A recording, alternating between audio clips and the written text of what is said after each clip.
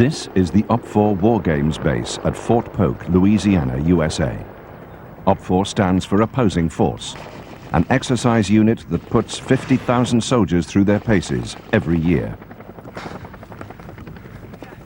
The men who train at Fort Polk are called the Blue Force. Their challenge is to survive 21 days of the most realistic combat scenarios that instructors can throw at them. 3 solid weeks in the field, facing an unpredictable adversary across unknown terrain. Every gun on the battlefield is fitted with a sensor to register hits. Laser tagging for professionals. This is the miles gear, and every soldier have the miles gear on. They also have it on their helmets. And every weapon system has a laser on it. When the soldier is successfully engaged by some sort of a weapon system, then his miles will go off in a tone. And then that alerts the observer controllers that in fact the individual has been hit. At that point in time, he pulls out his casualty card. The casualty card may say that he was killed in action. And in other cases, it may say that he was wounded, and then how he was wounded. Then that gives the medical folks a training aspect so that they can use that in their own training as we conduct the medical evacuation off the battlefield. But every system has the laser systems. The Stinger and the Avenger has the Miles laser on it, and when successfully engaged, a tone will go off in the Hind helicopter that will alert them that they, in fact, were shot down.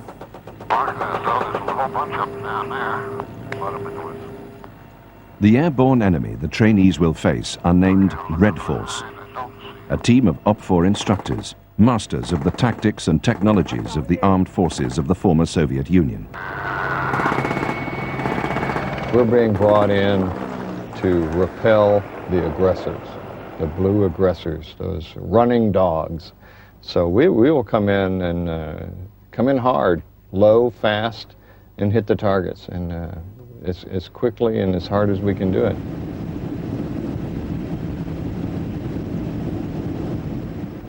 This, by far, is the most fearsome weapon at the Red Force's disposal. An Mi-24 assault helicopter captured from Iraqi troops in the Gulf War.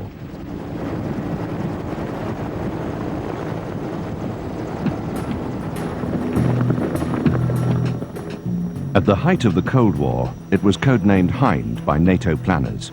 Thousands of these gunship transporters were built to destroy Allied tanks on the battlefields of Europe in World War III. Instead, it has seen combat in countless wars and conflicts across the Third World. Ironically, it now serves as a teaching instrument for the army it was built to destroy. Most of these gunners, it's the first time they've seen a Hind. They've seen an Apache, and they know how the Apache attack helicopter works. But this is Hind. It's something different. You know, this thing is going to take a good attack run. It's going to start coming screaming at you, and all of a sudden it break out of the trees, and there it is, and it's shooting the missiles, and it's shooting its machine guns, and then it's gone. The Hind pilots fly in the most heavily armored helicopter gunship the world has ever seen. They're protected by a titanium strongbox of a cockpit, built to withstand point-blank hits from 37mm anti-aircraft shells. The windscreens themselves are bulletproof. Even if the glass was riddled with a .50 caliber machine gun, the 2 pilots would survive and probably complete their mission. The cockpit itself is a large, roomy cockpit. The switches are simple, clearly marked. It's air-conditioned. It's got a nice fan up in front for airflow, keeping it across your face. And in stress, you like to have airflow across your face. It's overpressurized, and it's chemically and biologically filtered air, so you're in a safe environment till you have holes knocked in it. So it's quite a large, comfortable cockpit.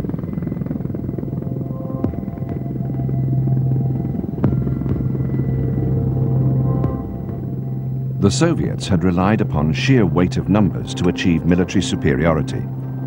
High-tech weaponry was never favored because of the intricate backup systems required by such machinery. The helicopter the Russians have inherited was designed by the Mill Company and first flown in 1971, and has proved itself to be a highly competent piece of weaponry.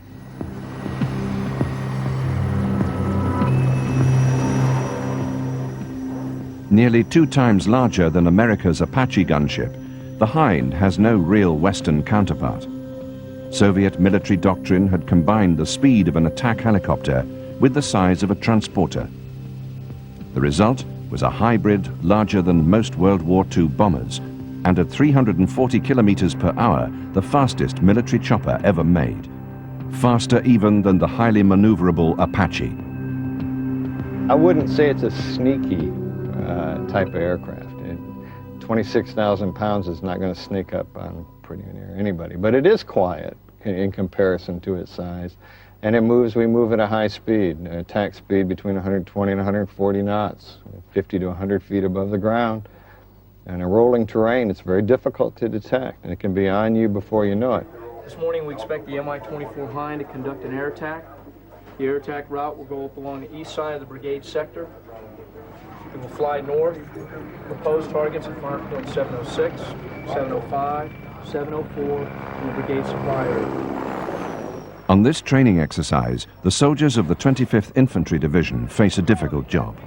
Plunged deep into enemy territory, they must hold a riverbed running through their sector of the map.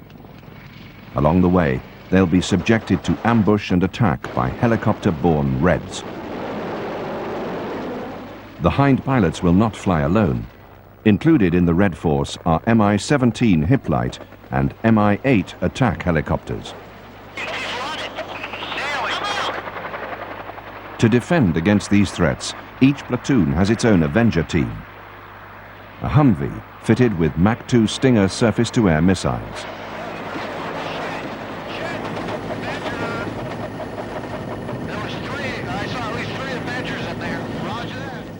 Hind pilots hug the trees, seek their prey, and strike swiftly.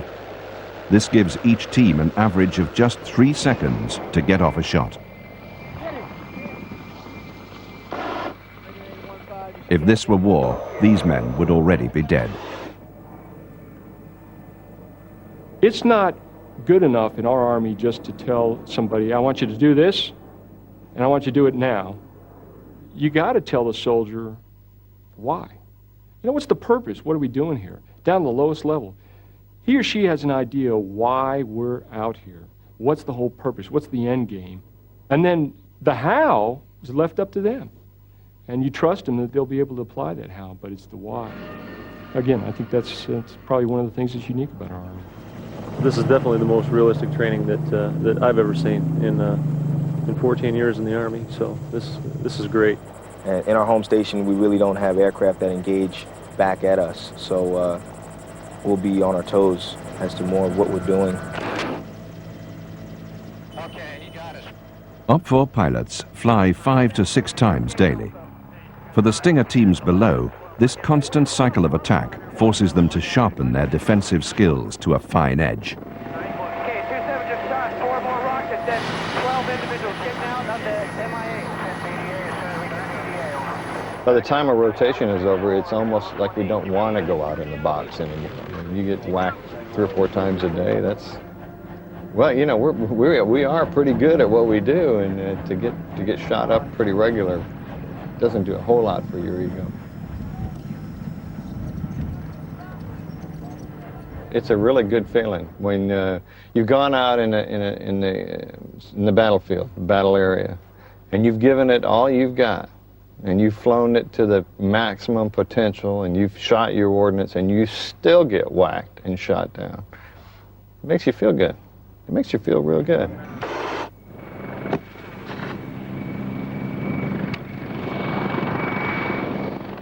The Hind is adept at training the soldier of tomorrow.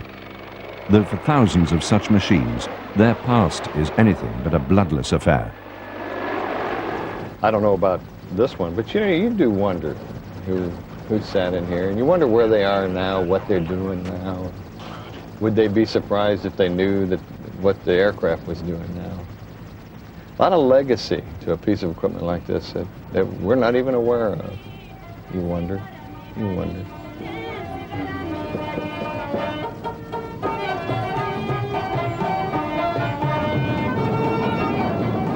At the United Nations, the Security Council was presented with a resolution calling for the immediate and unconditional withdrawal of all foreign troops from Afghanistan. For the Russians, this was not an invasion, just a helping hand to a nation in need. In December 1979, 2 Soviet divisions entered Afghanistan. The communist puppet state installed by Moscow was under siege from the 7 Islamic tribes of the Mujahideen. The Afghans were incensed by a communist-imposed ideology that denied the existence of Allah.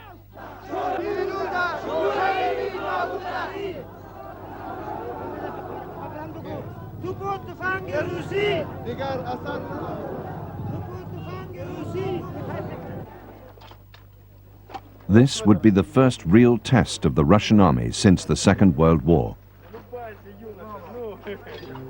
Suddenly seeing all these young conscripts out on the airbase, and they were all 18, 19, 20 years old. They were all trying to grow mustaches. And in a sense, this is like Vietnam déjà vu. In the early years, the Afghanistan war was left unreported in the Soviet-controlled media. In the early 80s, if you thumbed through magazines and newspapers that were covering the war in Afghanistan, basically you get an impression that Soviet soldiers in Afghanistan were raising flowers or picking flowers, or constructing schools or kindergartens, and nothing else. We were briefed by the colonel who still had the Afghanistan dust on his shoulders. He told us, guys, I don't care what the hell did they tell you in Moscow. Now, let's talk about real situation.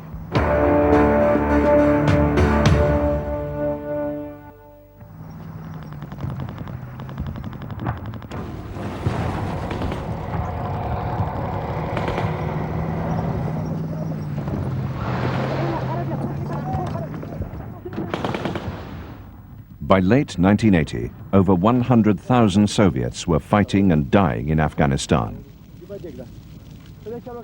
But when the bodies of the dead returned home, families were told that their sons and brothers had perished in training accidents.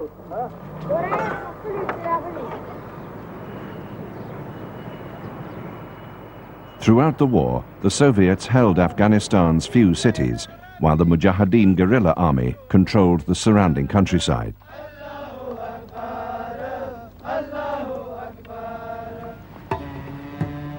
The region is mountainous.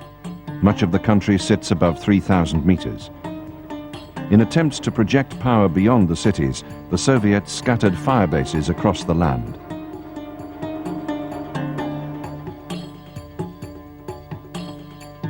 Supply and reinforcement were difficult. Afghanistan's deep gorges and narrow mountain passes proved a nightmare to Moscow's conventional army.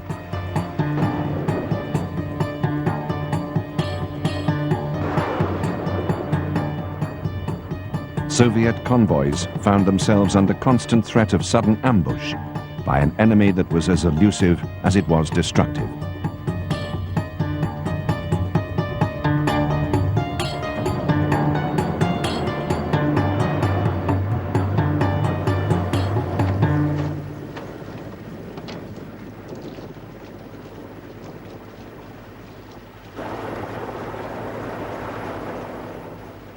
In the rugged terrain, the Red Army came to rely more heavily on one machine than any other. Like the American conflict in Vietnam before, Afghanistan became a helicopter war. And like the Huey in Vietnam, one aircraft became symbolic of the manner in which the war was fought.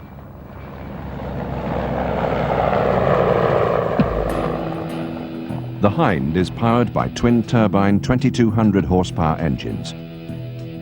Its combat range is almost 800 kilometers. The gunner sits in the front seat and the pilot in the rear. The transport compartment can carry 8 troopers, but is more often used to store extra ordnance. The stub wings add 25% more lift in high-speed flight, reduce the chopper's turning radius, and can be hung with 4 32-shot rocket pods. In front, the Hind wields a 4-barreled 12.7mm Gatling gun.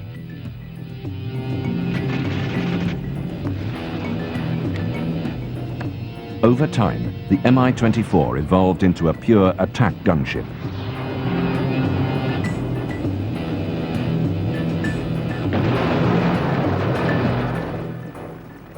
It seldom carried troops except in an emergency, and it was usually left to Mi-17s and Mi-8s to evacuate soldiers from the ground. You are in trouble, and if he's not getting you out of there, that's the end of it. And even when you're on board, you just hold your breath and count all along seconds before you feel that the altitude and probably the distance is long enough so you can slowly exhale and relax. In many ways, the Mi-24 was a product of the American debacle in Vietnam. US Army studies following the war in Southeast Asia concluded that America's Huey helicopter was both underpowered and extremely vulnerable to enemy fire. In the early 1970s, Soviet designers sifted through these studies and learned from their conclusions. The result is an exceptionally fast machine that is nearly impervious to 50 caliber machine gun fire. And that was really something dreadful. And then you will fire on it, and it will have no effect. You could see that sparking of hitting it and getting those sparks, and still it will come at you. I literally love it because more than once it saved my life, and it was hit with the bullets and shells all around, and still, well, it carried my body back to the base.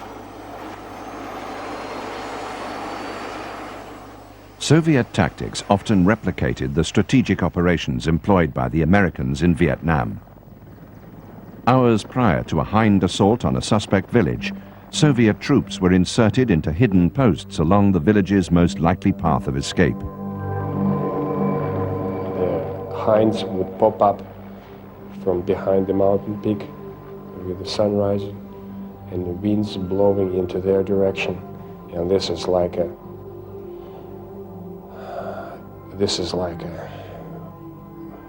here comes the nightmare.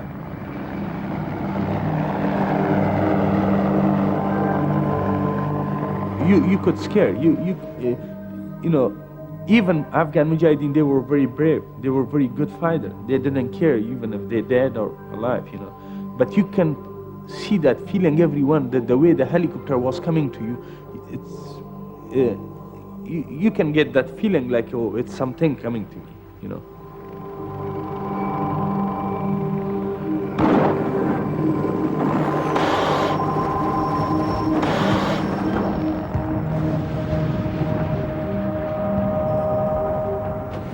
When they fled from the incoming choppers, the Afghans were ambushed as they stumbled headlong into the Red Army paratroopers lying in wait.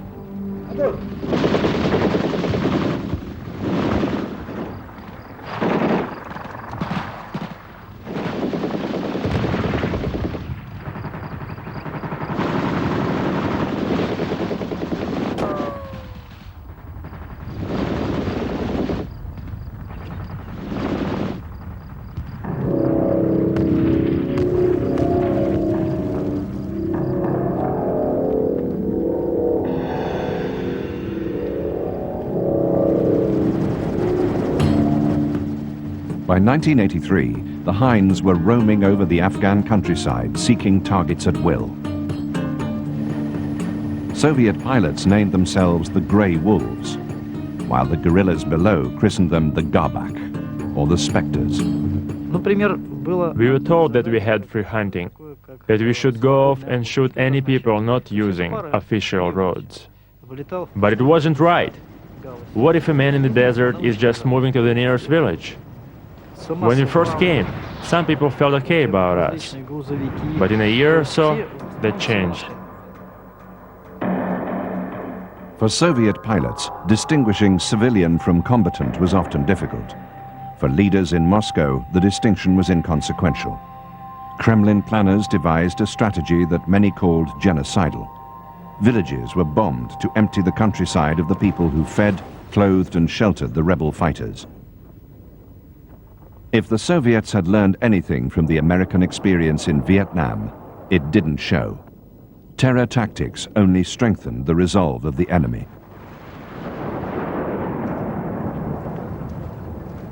There were incidents where, villages were taken out and just shot or bulldozed. That was a very common one where tanks would just run over bodies. Quite a lot of documentary evidence came out about that. With, children buried alive through bombings. Again, deliberate attacks against villages, sometimes as punishment for attacks by the guerrillas. Anything against land, community, faith, and honor calls for fighting to death.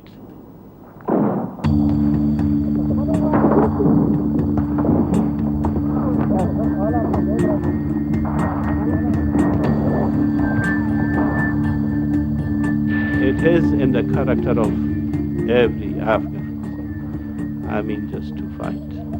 And from the beginning, I had some friends here in the state, I told them that the Afghans will fight to the last man. And they did, and I was not wrong. The Afghans simply became more determined in the face of escalating violence. The Afghans could travel on bread and tea, and could travel for days, weeks, even months on this, very basic form of nutrition, and just seemed to have this extraordinary resilience for living on very, very little. For the Soviet troops, the resilience of their helicopter comrades was fast becoming legendary. Experience, like what do they experience when we were covering our heads under the fire and those guys just sitting in this without anything they can do to protect themselves.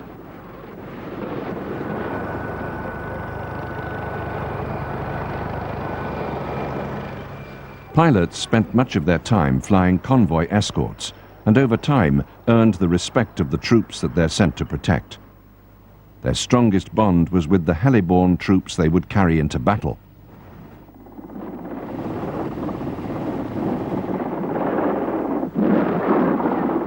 For airborne, it was like between brothers. And I especially respected that they never used their chutes when they were flying us for sorties. So if push comes to shove, we were in the same boat, and they would not take any extra chances to save themselves or to leave us, to drop us in the deep shit alone. Hind pilots often flew on what they called roadrunner missions. In order to present as brief a target as possible, they'd spend much of their time flying just above the ground, as small arms fire posed little danger to the thickly armored chopper. But by 1984, the Mujahideen had learned a new trick. They took a weapon designed to penetrate the thick armor of Soviet tanks and directed it skywards.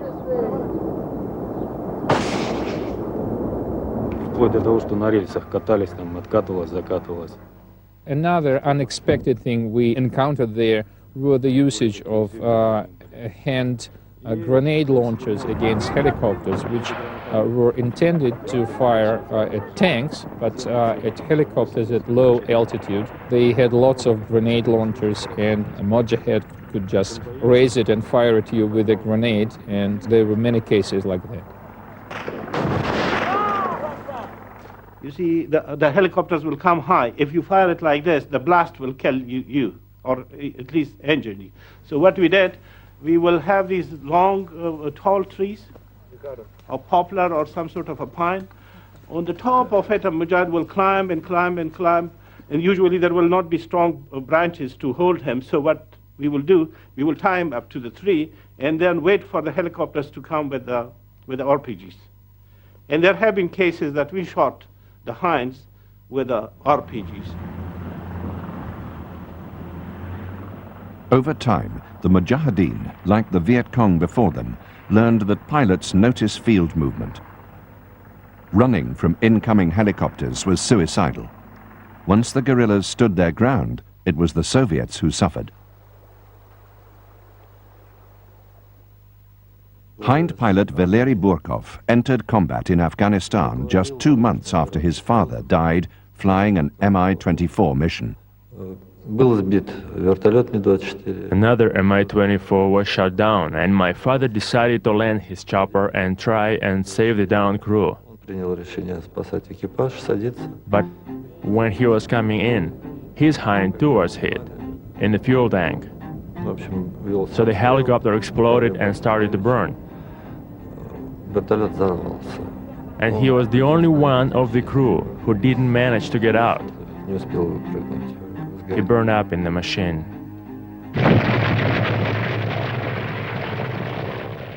Eventually, the Hind's weaknesses began to show. The altitudes in Afghanistan are extreme. Some Soviet fire bases were located as high as 5,500 meters. The thin air took its toll on turbine engines built to work no higher than 4,000 meters. This sometimes cut the helicopter's speed by as much as 2/3. More often, it meant that the heavy armor-plated machine couldn't take off like a real helicopter, but would lumber down a short runway to get airborne. When pilots complained, Moscow and the mill company took no real action. Russia's idea was always to make more cheap aircraft. The more the better, the cheaper the better. Pilots were expendable. In the Soviet communist ideology, people were expendable anyway. And the most expendable were the draftees in the convoys below. Now, most of these conscripts were non-Russian, ethnic Russian. They tended to be Georgian, Ukrainian, from the Baltic states, Estonians, Lithuanians.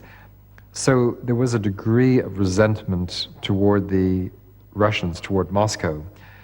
Also, most of the conscripts hadn't any idea why they were covering or why they were involved in this war. As I understand, Moscow tried to save more Russian kids because Russian population was not growing as fast as the population of Asian republics, and I think it was a very cynical policy of Moscow leaders. So I think there was a lot of resentment amongst the conscripts. They didn't really believe in this war. For many in combat, this sense of detachment would soon change. For most of the guys, they were more or less indifferent until they experienced personal casualties among their friends or they were wounded. Then, by blood, they were committed to this vicious circle of cannon fodder. Once you lose your buddies, peers, with whom you had a personal experience sharing your life, your service, then you just start from there. Then for you, it's like the whole damn thing personifies in the faces of those who perished. And the revenge is the word. That's it. And for them, there is no difficulties, no doubts. It's as simple as that. They killed my buddy. Now you watch me. I think the fear element had grown. I think also the fear element had grown with the Soviets because word did come back of what happened. And if you look at the Soviet propaganda, which a lot of it was probably not that far off the mark, that if you got captured, they would skin you alive. And I always remember this being one particular element, that they would skin you alive. And it did happen.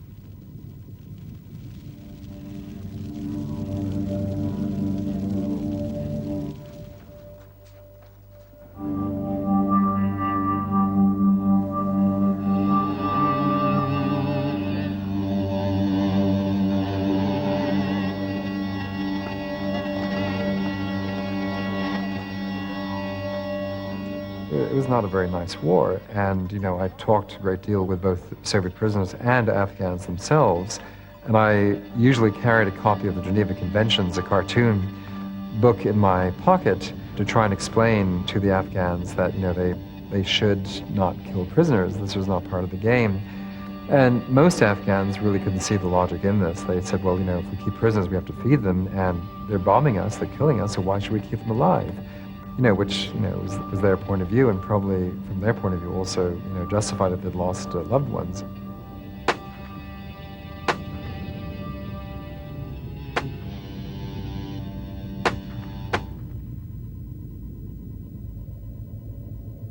Just to dampen the morale of our soldiers, they would throw the live body of one of our prisoners with his legs and arms cut off and still bleeding.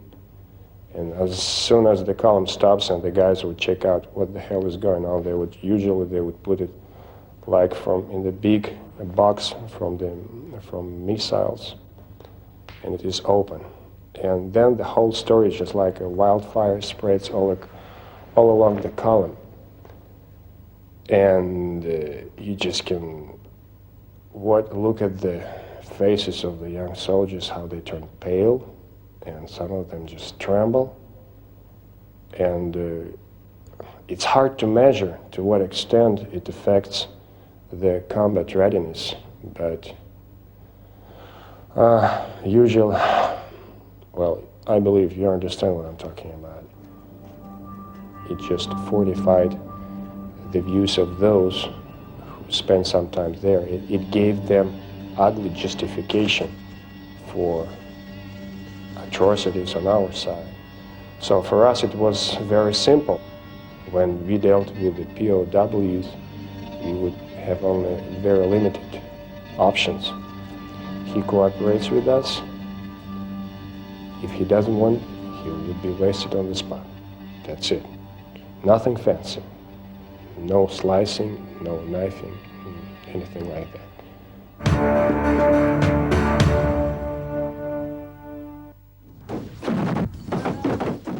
With each passing month, combat in Afghanistan was turning ever more savage.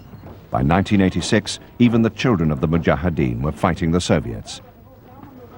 Such conflicts had no respect for age. Unlike the Hind, most Soviet helicopters flew without heavy armor and bulletproof glass. One of our medevac helicopters was shot down by a teenager, and after he was killed, it turned out that he was no elder than probably 13 or 12 years old. When he shot the pilot, a bullet struck him right between his eyes from probably around 250 yards. And he had enough guts to shoot from such a close range and to take all. And I'm sure he had a pretty understanding what would happen with him, and he took the risks. So we developed the feeling of just respect to professionalism and to the other side. By 1986, the CIA was supplying the rebels with the Stinger missile. Capable of hitting a moving target 5 kilometers away, it represented a massive threat.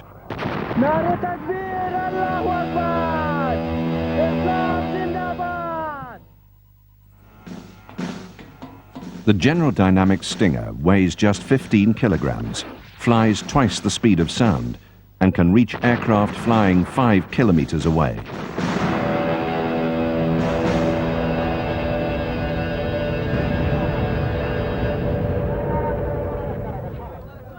There was a perception in the CIA that the rebels were not technologically advanced enough to utilize such a weapon. But the guerrillas were quick learners, and the new missile proved deadly to the Soviet aircrews. One resistance commander remarked, "There are only two things we Afghans need: the Quran and more Stingers."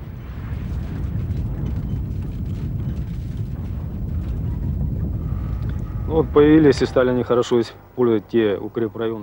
you see, the basis for 10 years of war didn't change, and we used one and the same basis. So, however you would change the routes leading out of the base and back to the base, the directions were still the same.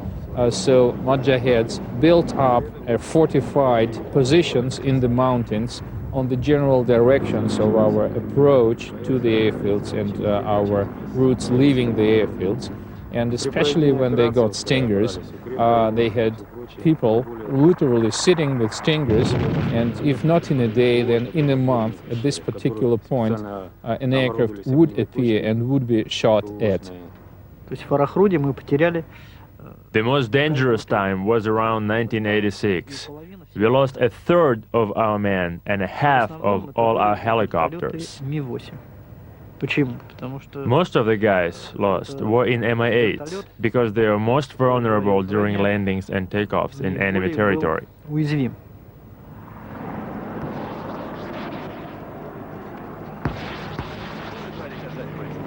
By 1987, flare dispensers had been added to most Soviet helicopters. They acted as decoys to the heat-seeking missiles. Fixed-wing aircraft too utilized this system. Despite this, in 1987 alone, more than 200 Soviet aircraft fell prey to the Mujahideen's new weapon.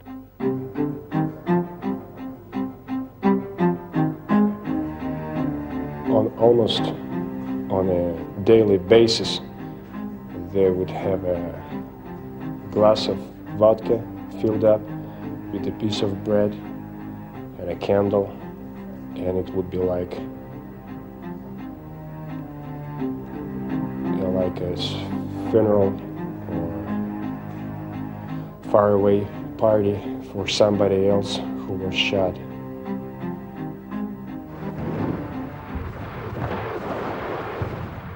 I had a first experience being ambushed, and we had a huge casualty rate, 47 killed, and we had 6 guys who were just bleeding and dying from the wounds, and our 2 medical personnel were killed too. So we didn't have anybody to take care of these wounded guys properly, and we radioed to the base to pick them up. The arrival of the Stinger meant that the helicopters the soldiers looked to for salvation were no longer there when needed. And this is like a waiting situation. I was walking around those guys moaning from their pain, and they would provide first medical aid, and I was cursing, I was preaching, I was hoping, and there was nothing else we can do about it. And I thought my head would explode trying to pick up the first sounds of the incoming helicopters. This is, I would say, the worst waiting I've ever had in my life. I mean, something I would not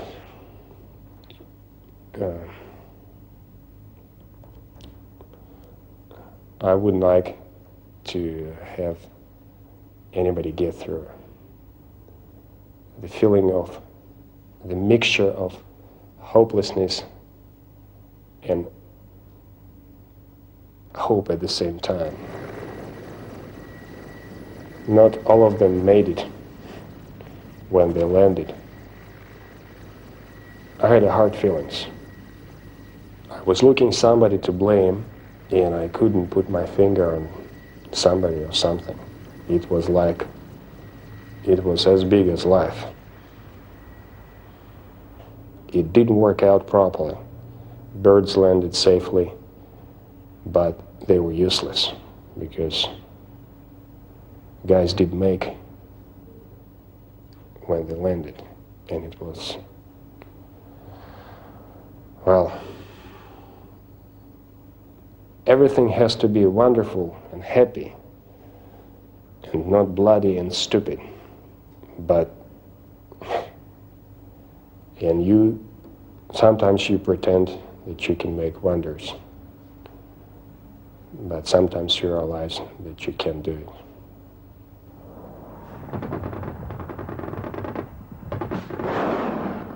Some in Afghanistan claimed that the Stingers were more of a psychological threat than a physical one. I think the numbers of Stingers which actually shot down Soviet planes was quite questionable. I saw probably 5 or 6, and each one I saw being fired missed. And I think that was the same experience of quite a few of my other colleagues. However, the facts speak for themselves. 1,300 Soviet aircraft were shot down, nearly 1/3 Mi-24 Hinds. By the winter of 1988, Soviet morale was devastated. There was not much of a discipline in their soldiers. Their soldiers were selling their weapons, trading it for something. They were even selling their spare tire of their jeeps. They will sell fuel out of their vehicles. They will sell ammunition. In Moscow, the war was now being freely debated. Glasnost and Perestroika had opened the floodgates. For the first time in Soviet history, public dissent against a war of aggression was openly tolerated. Social fatigue and a crumbling economy was to undermine support for the war. The Soviets then announced their impending withdrawal from Afghanistan. In the months that followed, soldiers in the field focused on one thing: getting home in one piece. Hind pilot Valery Burkov served with ground troops as a forward air controller. When we took over one of the mountains in the Panjshir Valley, there was a bunker, a natural bunker in a mountain cavern at the summit. And when we got up there, I went down to this bunker to look for trophies. It was a position for a high-caliber machine gun. And just when I climbed out with my trophies, I stepped on a mine under a rock near the entrance. It seems it was the only mine on that mountain. So when the enemy left that position, they left just one mine, and I stepped on it and it exploded. Burkov lost both his legs in the explosion. A helicopter carried him to safety, and for this he became a hero of the Soviet Union.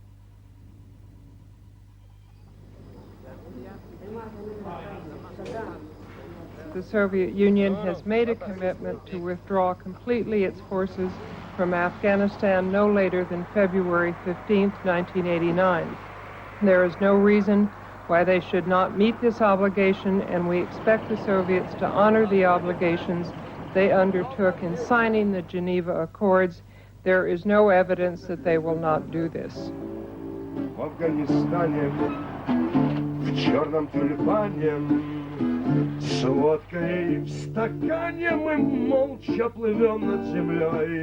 In Afghanistan, for some reason, you immediately became an old man, just right after you were a youth. I've seen eyes on young faces, eyes that should belong to very old people, 80 years old, 90 years old. Those kids, what they saw in Afghanistan was beyond normal human experience. And this was reflected in their eyes. It's like, we made it. It's like, from now on, it's R&R till the end of my life. Nothing will be as bad as it was. That's it. Today, a small unit of guardsmen was marched onto the runway of Kabul airport. We were excited that we made it, we were there, we made it, and now we're back home, period. I mean, nothing to worry about. I must tell you that I, as a correspondent in Afghanistan, went through different stages of understanding of what war is all about. In 1986, I thought that we need another 2 or 3 divisions and everything will be okay. In 1987, I thought that even if you send 3 more armies, you'd still lose the war, and that something is deeply wrong here. And in 1989, I basically thought that this was a war that will not only destroy Afghanistan, but basically the Soviet Union.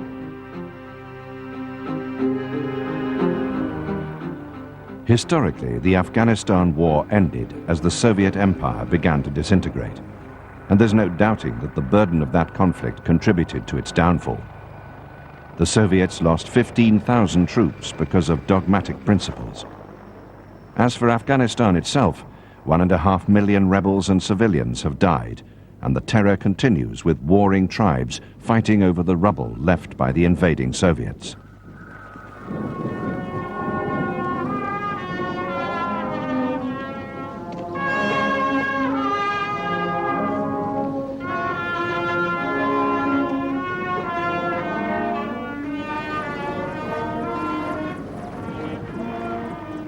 For me, the Hind is a symbol of our Afghan experience. For me, it signifies, like an accumulated force, all the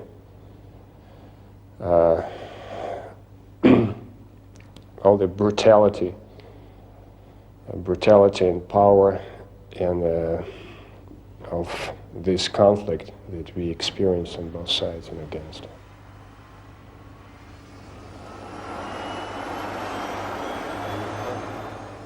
The Red Army and the empire that this weapon was built to serve no longer exists.